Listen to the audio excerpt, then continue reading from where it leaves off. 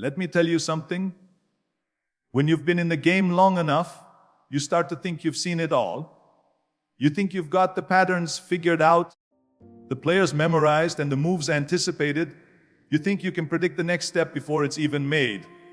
And then, boom, someone steps onto the stage, does something nobody saw coming, and the whole room changes. That's exactly what happened when Modi made his move. People in Washington, people in think tanks, people who pride themselves on reading every political signal like it's written in neon. They were all caught standing still. They didn't just miss it. They didn't even know it was possible. This wasn't a soft nudge. This wasn't a whisper. This was a move that sent shockwaves through corridors of power, where people like to think they're in control of the narrative. You could almost hear the collective gasp as news traveled across time zones. One moment, the US thought it was playing chess, carefully setting up the board for the next few years. The next moment, the game they were playing wasn't even chess anymore. Modi had switched the board entirely.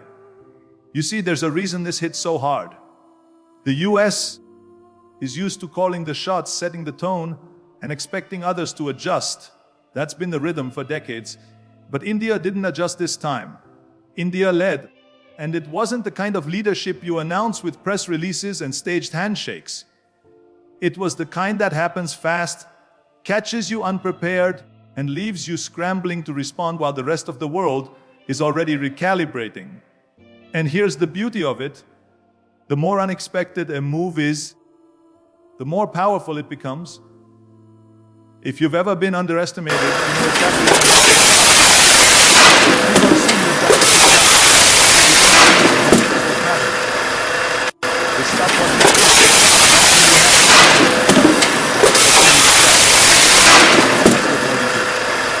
The US wasn't ready for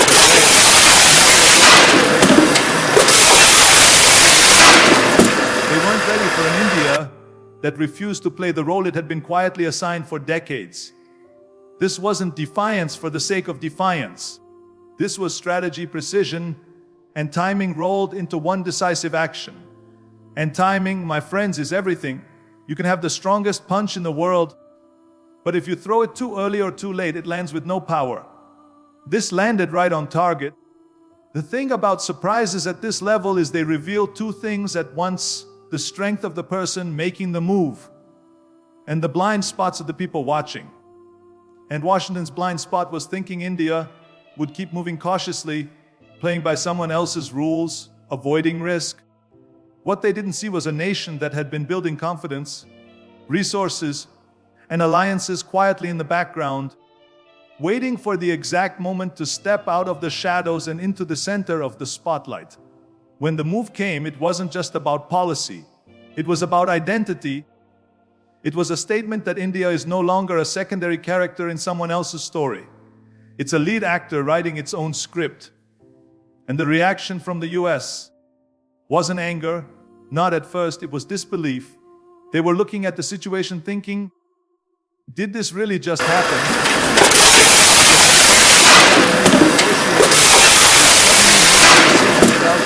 Ahead of you, and in a direction you didn't expect, it changes the entire equation. What made it sting even more for the US was the realization that there was no easy counter move. You can only counter a surprise if you see it coming, but this one was already over before it began. Modi didn't give the opposition the luxury of preparation. He didn't give them room to negotiate it down, water it down, or delay it. The move was made, and now the world had to deal with it. That's the moment the balance shifts. And you could feel it not just in Washington, but in every major capital watching from the sidelines. The headline said, India shocked the US. But what they really meant was, India showed the US it can't be taken for granted. And once that kind of message is sent, it can't be unsent. It sticks. It changes the way every conversation will happen from now on. Because here's the truth in any arena: politics, sports, business, life. The most dangerous opponent you can face is the one who refuses to play by the old script. And when that opponent has been preparing quietly, building strength, and waiting for the right moment, they don't just win the move. they win the momentum. And in that moment, Modi didn't just surprise the US. He made the US realize the game had changed. And India wasn't asking permission to play it differently anymore. When you've been at the table long enough, you start to recognize the way the game is played. You see who speaks first, who sets the tone, who everyone looks to before they make their own move. And for decades, in global diplomacy, that seat at the head of the table belonged to the same few players. They made the rules, they dictated the pace, and the rest of the world adjusted around them. But every now and then someone gets tired of adjusting. Someone stands up, walks around the table, and takes that seat for themselves. That's exactly what India did. This wasn't just a symbolic gesture. It wasn't about making noise for the cameras or putting on a show for domestic politics. This was a calculated shift, a deliberate decision to stop playing a supporting role and start leading the scene. For a long time, India's position in global diplomacy was reactive. It responded to policies, it adapted to conditions, it maneuvered inside the framework built by others. But this move flipped that completely. Instead of reacting to the conversation, India started setting it. Instead of adjusting to someone else's strategy, India began forcing others to adjust to its own. The brilliance of turning the tables in diplomacy is that it's not just about one big move. It's about changing the entire posture. It's about walking into a room no longer as the one seeking approval or alignment, but as the one laying down terms. It's about sending a clear message that decisions will be made based on what's right for India first, and the rest of the world can decide how to respond. And make no mistake, that shift is powerful. Because in politics, just like in any other competitive arena, confidence changes the dynamic. When you speak from a place of strength, people listen differently. They may not agree, but they pay attention. And when you take control of the conversation, you change the outcome before it even begins. That's what Modi's move represented, a clear signal that India wasn't waiting for consensus before taking action. For the US, this was unfamiliar territory. They're used to initiating discussions, framing them in a way that aligns with their interests, and having others follow that lead. But suddenly they were being presented with India's terms, India's timing, and India's vision. It wasn't an invitation to debate, it was an announcement. That's a very different kind of diplomacy, and it's the kind that leaves a lasting mark. The truth is, the old diplomatic order relies on predictability. If you can predict how another country will behave, you can prepare for it, counter it, or influence it. But unpredictability, real, disciplined unpredictability, changes the balance. It forces others to adapt on your terms. And when India stepped into that role, the ripple effect went far beyond Washington. Other nations, both allies and rivals, saw that a country outside the traditional Western power bloc could take control of the conversation without losing credibility or influence. And here's the key.